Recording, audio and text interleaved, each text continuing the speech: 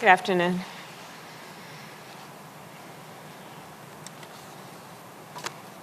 I'm going to give a few remarks and then I'll take questions. First, I want to thank our Vietnamese hosts for so warmly welcoming us to Vietnam. As many of you know, I am the first vice president to visit Vietnam since diplomatic relations were established in 1995. And I believe that this trip signals the beginning of the next chapter in the relationship between the United States and Vietnam. We have had an enduring commitment to this relationship because it matters to the people, to the security, and to the prosperity of the American people, and we believe the people of Vietnam. In fact, our cooperation on a whole host of issues today shows that the trajectory of our relationship since the normalization has been nothing short of remarkable when we think about where we have been, where we are, and where we are headed. Now we are strengthening our partnership.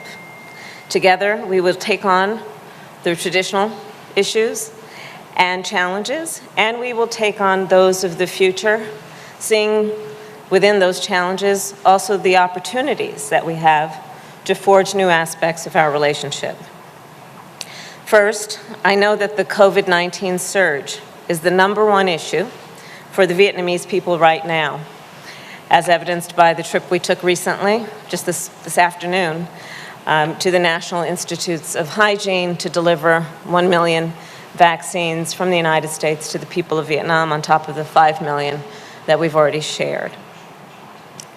Just as you stood with us, and I say this to the people of Vietnam, during the earliest days of the pandemic, as early as spring of 2020, we now are here for you in this moment of need.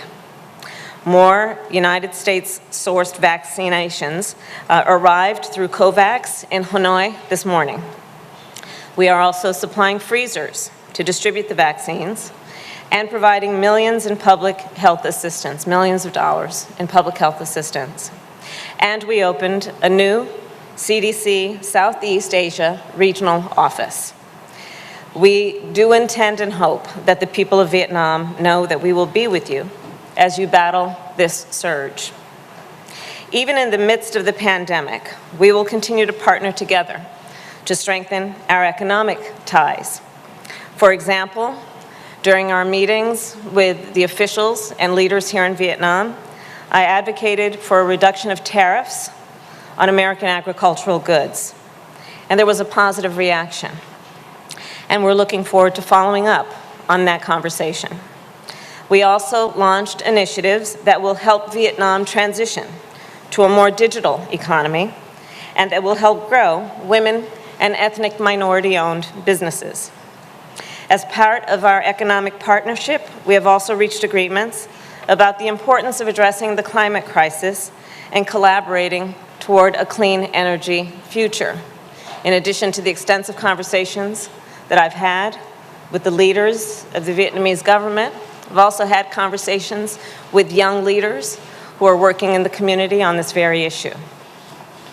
We launched, as part of our initiative on working together in partnership on the climate crisis, the Mekong Coastal Habitat Conservation Program to help with issues that are impacting the Mekong Delta region. And I welcomed Vietnam in joining the Agricultural Innovation Mission for Climate, because we know we need to accelerate the adoption of climate-smart agriculture. And in fact, I had extensive conversations also with the Prime Minister yesterday about the connection between that technology and the work that we are doing in the United States in terms of space program. And the Prime Minister expressed a real interest in working together with us, understanding that part of that program would include what we can do around satellite technology, helping farmers in terms of predicting weather cycles.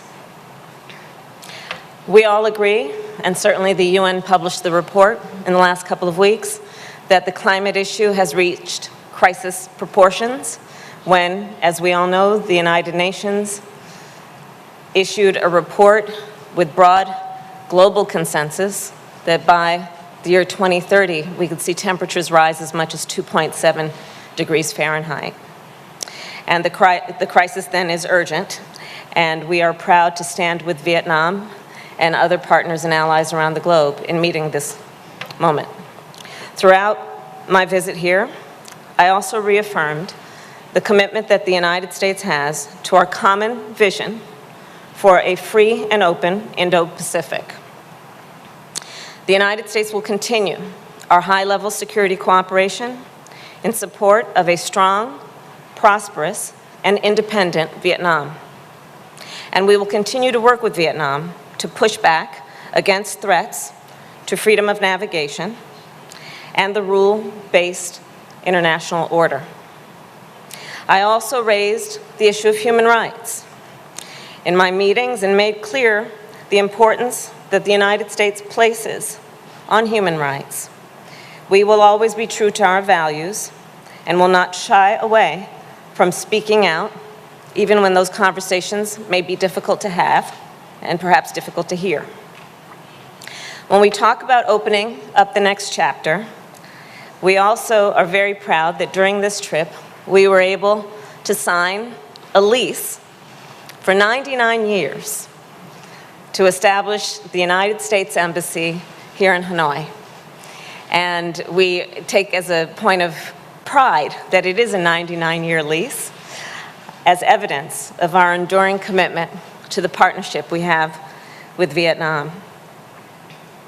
In the same vein, our commitment, as I've said at the beginning of this trip, is in full appreciation and pride of the role of the United States as a member of the Indo-Pacific region, understanding that Southeast Asia is at the seat of this region and that the country of Vietnam holds a particular importance and significance to the United States, as does the first stop on this trip, which is when we were in the country of Singapore. Whether in Singapore or Vietnam, Southeast Asia or the Indo-Pacific region, the United States intends to strengthen our participation and partnership with our partners and allies and further and strengthen our interests in a way that is collaborative, meeting the challenges of the moment and the challenges of tomorrow together. Throughout this trip and in many meetings with government officials, business leaders, or civil society, I was reminded about just how much potential there is in this region, and dare I say, the potential that we all have when we have the ability to see what is possible and then have the ambition to achieve what is possible around common interests and common goals. We know it matters deeply to the well-being of the American people that we maintain and strengthen these partnerships, and that's why in the years ahead, we will be coming back time and time again as we follow through and chart this next chapter in the partnership and the relationship we have with the spirit of understanding that it is mutually beneficial and that there is much that we can do together. With that, I'll take questions. Our first question will come from Win Kane from Toi Che.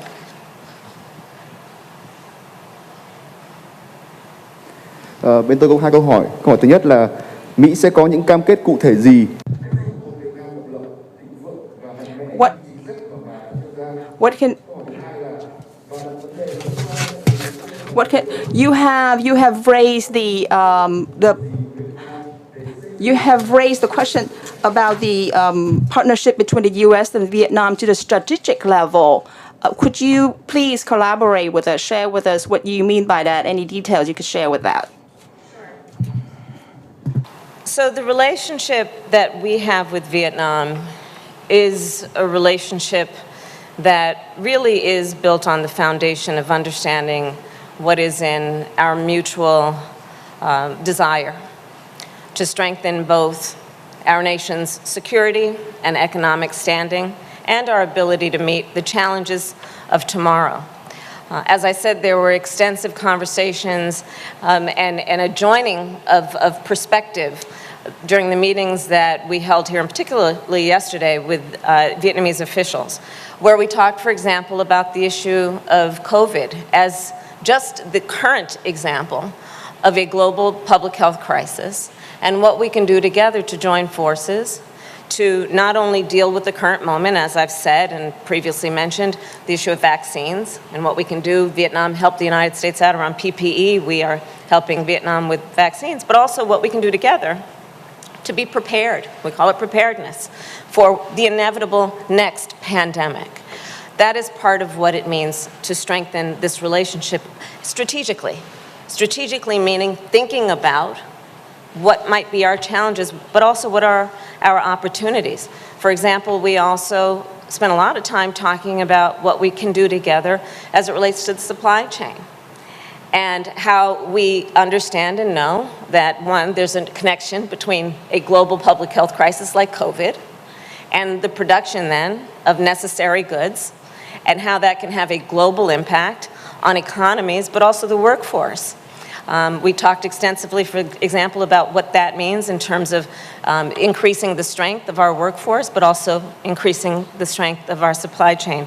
So those are some of the many examples, but again, going through the list, it relates to that. It relates to what we can do together on the issue of climate. I will tell you that it was a very productive and in-depth conversation about how we share the concerns. You look at the Mekong River and what is happening in terms of erosion there. We're seeing the same kind of issues in the United States and what we can do together. That's both about an investment in innovation and technology and also thinking about how we can grow our economies around thinking about things like renewable energy. So that's what that conversation was, and those are examples of what it means to strengthen the strategic relationship. Our next question will come from Alex Jaffe of the Associated Press. Hi. Thank you, Madam Vice President. Before I get to my question, I think it's important to follow up on the Havana syndrome incident that delayed your travel here. Do you have any sense of who was behind that? And considering that these incidents have happened all over the world over the past 5 years, what do you say to diplomats that are concerned for their safety? And is the U.S. doing anything to address that situation? And then I have a follow-up on Afghanistan. Okay. On the issue of the health incidents, and we call them anomalous, as you've mentioned, health incidents, I will tell you that we're looking into it. And I'm not able to share much more at this time, but on your point about embassy staff, I met with them today and then also saw them yesterday during the lease signing ceremony. And I will tell you that the people who work in our embassies, be it here in Mission Vietnam or around the globe, are some of the most courageous and selfless public servants that you can meet. I talked with them extensively about the importance of their work and also a recognition of the sacrifice they make. For example, during the last year and a half around the COVID crisis, many of them sadly were unable to go home even when they lost family members to COVID. We talked about the significance of their work in doing the groundwork that we need to do around the globe with our partners and our allies of strengthening the relationships around people-to-people ties and relationships. And that is the work they do, and their safety and security is one of the highest priorities. Just on Afghanistan, because you yourself have said throughout this trip that the evacuation is at the top of mind for most Americans. So when we're talking about the evacuation, how does the U.S. measure success? I mean, what does the completion of that mission look like? Is it a matter of simply evacuating all Americans? Is there a number of Afghans that we're hoping to evacuate? And with that in mind, now that we're seeing that there are terrorist threats against the Kabul airport, there's sort of an increasingly difficult security situation there. Can you affirm that Americans are safer today than they were before the U.S. withdrew from Afghanistan? As I've said before, and as you've noted, our highest priority right now is evacuating American citizens, evacuating Afghans who worked with us, and Afghans who are at risk, with a priority around women and children. And we have made significant progress in that regard. I believe it's since August 14th, I believe, we have evacuated over 80,000 people. And as you know, each day and night, we continue to evacuate thousands of people, understanding that it is risky for them to be there. It is a dangerous and difficult mission, but it must be seen through, and we intend to see it through as best as we can. Thank you. Our next question will come from Jenny Leonard from Bloomberg. Thank you, Madam Vice President. You spent part of your day today, I'm over here. Oh, God, thank you. You Sorry. spent part of your day today with civil society leaders and discussed their efforts to increase human and political rights in this country. And during this trip, you've spoken about how Vietnam is a key partner as the U.S. Pursues a vision of a free and open Indo-Pacific, as you just reiterated. Freedom House, however, rates Vietnam as not free, citing increasing arrests of journalists and human rights activists, restrictions on political activism, and a lack of democracy. So my question for you is, given that Vietnam and China have very similar political systems, what makes Vietnam a key U.S. partner and China a threat to the region? And then, did you get any commitments in your meetings with government leaders to secure the release of Vietnamese dissidents or any other tangible result?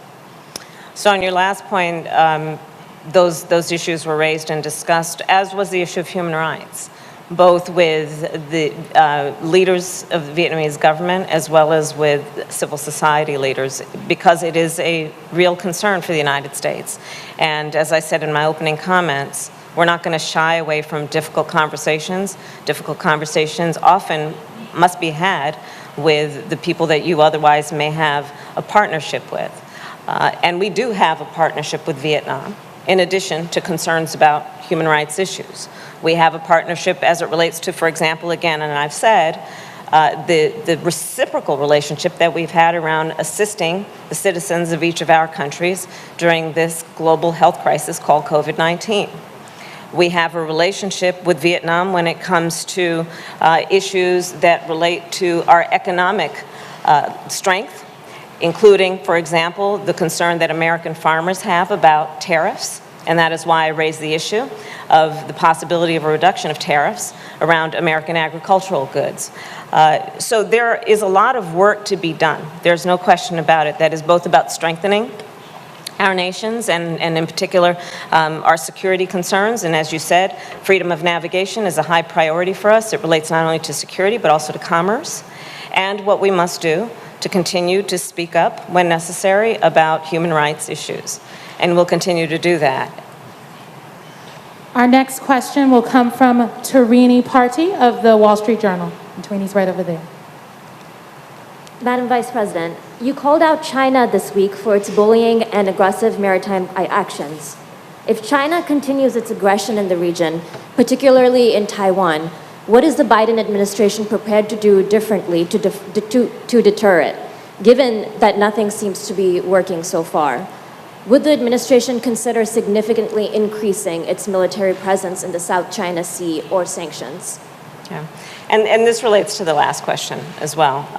When it comes to Beijing, let me be very clear, and the President has been very clear. We welcome stiff competition. We do not seek conflict. But on issues like you raised, the South China Sea, we're going to speak up.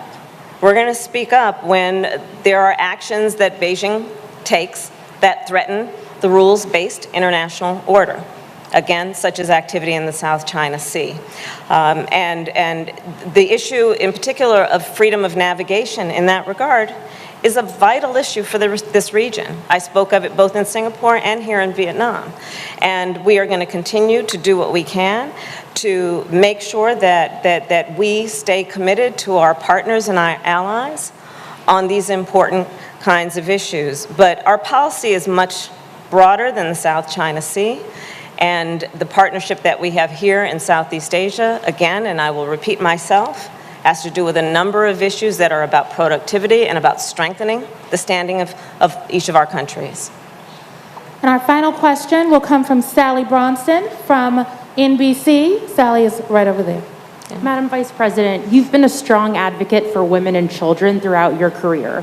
What specific options does the U.S. have to continue helping at-risk women and girls who are not part of formal U.S. programs leave Afghanistan after the August 31st deadline if they wish to do so? What will the administration do to support women who are not permitted to leave Afghanistan The Taliban claims it will respect women's rights within Islamic law. How will the U.S. hold the Taliban accountable on this? Well, you are right. I have worked almost my entire career on a number of issues, but with a particular emphasis on the protection of women and children. And there's no question that any of us who are paying attention are concerned about that issue in Afghanistan. We have said before, and I will say again, that we are going to do what we are able to do in terms of the evacuation process. But in addition to that, what we are able to do politically and diplomatically to secure and to continue to work on the protection of women and children in that region, including working with our allies. And it is no secret that many of our allies are prepared to join with us in ensuring that we keep a focus on that issue in that region and do everything that we can, and to do it together as a global community. Thank you, everyone. That concludes our press conference.